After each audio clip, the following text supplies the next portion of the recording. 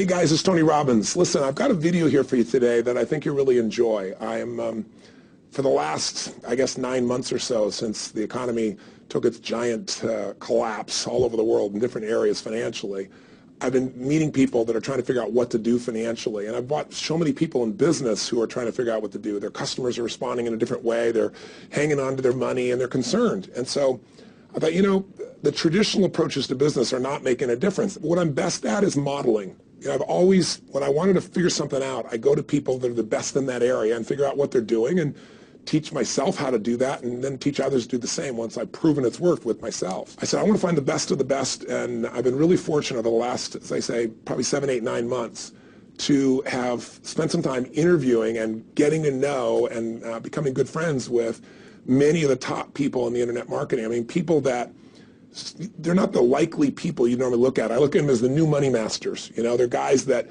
you know, they didn't have the traditional education and ladies that didn't, but they found a way to add value.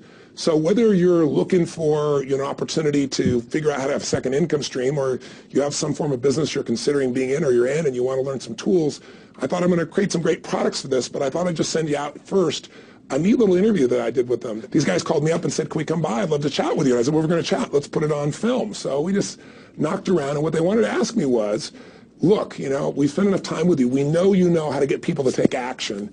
I said, well, come on over and let me kind of get inside your heads a little bit. Let me see why you follow through. Why do so many people say they're going to do something and then never follow through? And a few people do something inside their head and heart that gets them to follow through. So I just thought you might enjoy this conversation we've had. It's with Frank Kern and John Reese, two of the best in this industry. You know, I think you'll find it interesting. Maybe you'll be triggered a little bit to think about what will get you to follow through too. So this is my little gift to you. I hope you enjoy. We got the dialing. Frank. Tony, what's up? Good thing, man. How about you? I'm good. Listen, we've got a serious issue that I think is affecting our market, and we need your help. We actually don't know if we can solve this problem, but we think that you can. So we want to barge in today. We're kind of riding around anyway. I know you're shooting and stuff, but if you got a couple minutes so we can pop by, that sure would be helpful. Okay, well, I'm honored. If you help me. Come on over. I look forward to seeing you. Okay. See you, man. All right, man. Bye. Look forward to seeing you, John. Bye-bye. Yep, Bye. see ya. So why are we in a hotel anyways? They use this place a lot to shoot stuff because it's got a really nice background. Oh, so really it's nice outdoor filming stuff. different guests and interviews Yeah. and TV commercials? Hey, man. How's it going? Come on in. All right. Thank you. Hey, Hey, Tony. guy. What's up? How you doing, man? What's all this? Doing a little leadership film now. That's awesome. Good to see you. All right. Thanks for having us, man. Yeah, you did. Well, come on in. I'm curious to what this major problem is that you got to see me right away about. This sounds like a setup to me. It's man. a setup, yeah. I told John it was an intervention about his glue sniffing problem. Well, come over and sit on my lap. Yeah, buddy. exactly.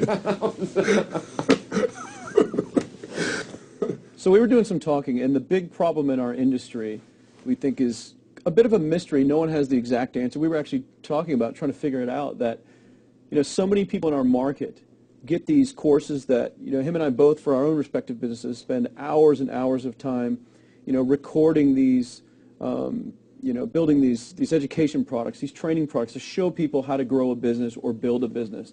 But there's this large segment of our customers in our market that we're in that really don't get results. They don't do anything, or they're just, you know, for whatever reason, it's not for them. It's just, you know, we were just talking about how great it would be if there were just, you know, so many more success stories, right? Like, If everyone who actually bought stuff, not necessarily just our stuff, but all of the stuff within our community, if the people who bought it, if everyone who bought it just actually used it, you know, and just followed the directions and followed through, how amazing that would be, like what we would accomplish as a community as a whole if that happened. So our challenge is, what needs to happen, what kind of shifts need to happen to get people to follow through, to get people to actually use the products? You're talking about the same mystery that people have of, you know, why does somebody, you know, get that fat or they're out of control and they hate themselves, but then they go have another piece of chocolate? Or, you know, why does the person who's just, the doctor just told them they have cancer, lung cancer, and said you've got to stop smoking, and some studies show 70% of the people keep on smoking. So you're not talking about a minor issue here, right? It's part of life. But there is an answer, because there are people that do follow through, and there are people that never did before, and then they've never followed through in their life, and now finally they break through. And that's what I try to focus on, is what those people do. Yeah. You know, in my case, in the business world, I look at people like you, people like Dan Kennedy. Yeah. What do these guys do? Okay, I'm just going to do that to the best of my ability.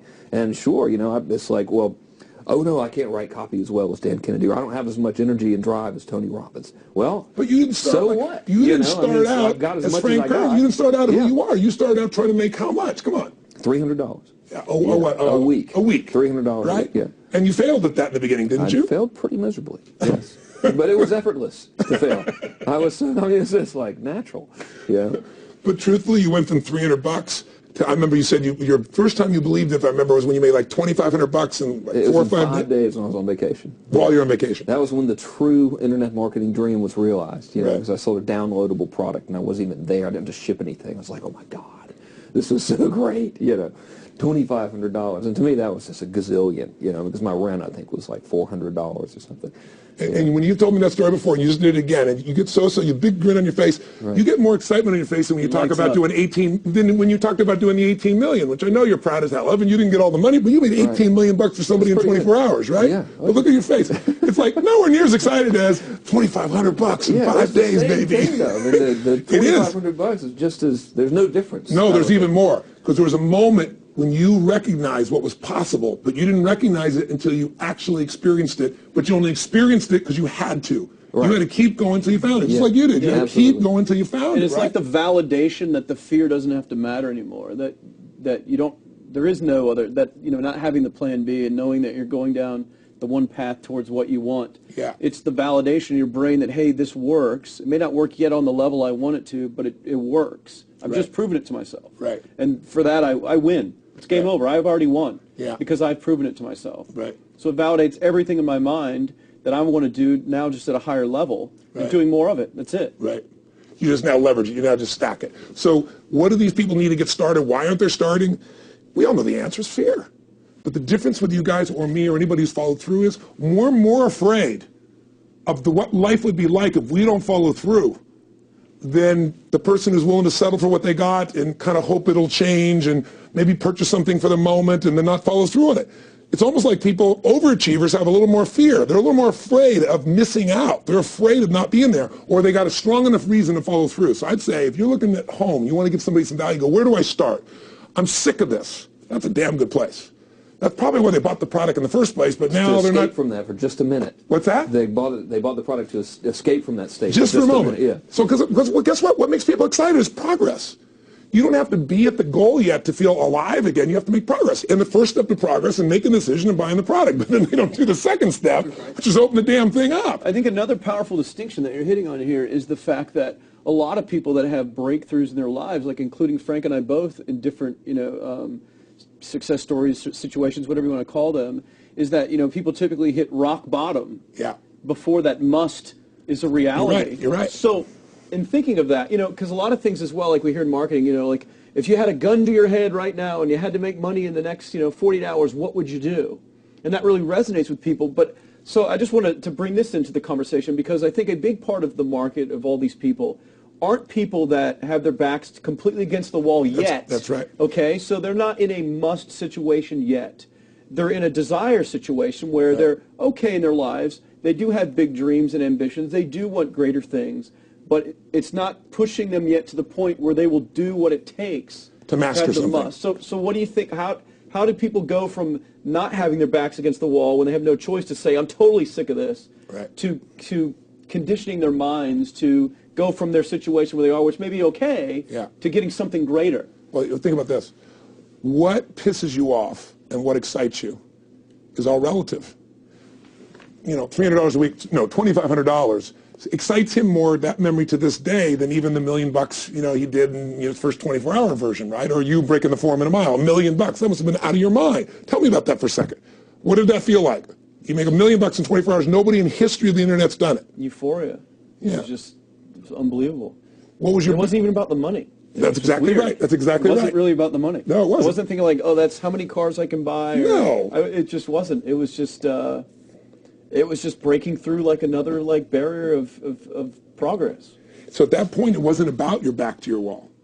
at that point, what it was really It was about. a further point for my fear, is what it really was. Further point for your fear, and for some people, and I think in some cases, it's also a recognition of who I am and what I'm capable of. So for somebody whose life is already great, this is about, what if I could take on another skill that could create more freedom for my life?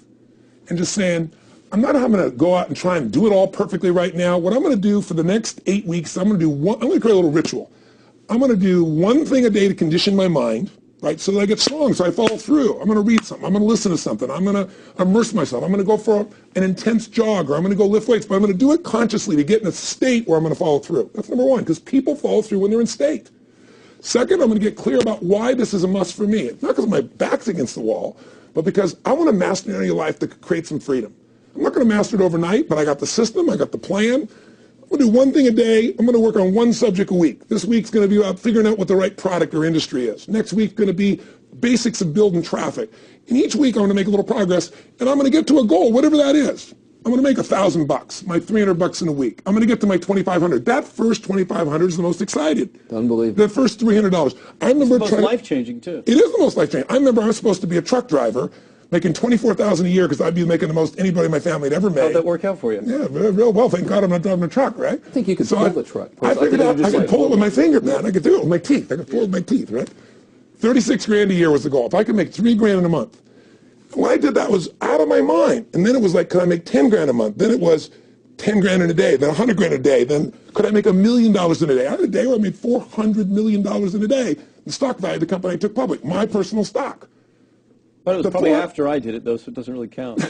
I'm just joking with it. You're right. People don't remember who's first, Tony. 400 million, a million, it's all who cares? the Who same. cares? No, I'm not saying that's to brag. amazing, though. I'm not saying to brag. Of course. It's because they told me when I was on stage, I had this audience of about 15,000 people at the Continental Center. It was during a stretch break. I was doing what I loved, rocking the house. Everybody's going crazy. And they go, "Your stock's worth $400 million right now." I was like, wow, that's cool. It's like, okay, that's, I don't want to sound stupid. It's like, what's next? And I went right back to what I loved. Once you break through, then it just becomes a game. The people that are getting your products have not yet broken through in most cases.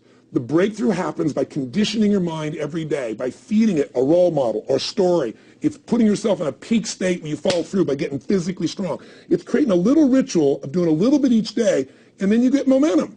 But the most important thing of all is what we started out with. Why? Absolutely. Why is it a must for you? It doesn't have to be you're against the wall, but it has to be something you're hungry for, because the only difference in people is hunger. And if you're not hungry, get around people that are hungry and something will hit you. You watch a conversation, you get around people that are doing better, and all of a sudden you start going, my life sucks. I remember I went to a guy in L.A. He's one of the most multi-billionaire guy, I'll never forget. And I lived in the Del Mar Castle, and I was really proud. That was like the symbol of me having taken myself from being poor to providing for my family this great place. It's built from castles in Europe overlooking the ocean, not far from you.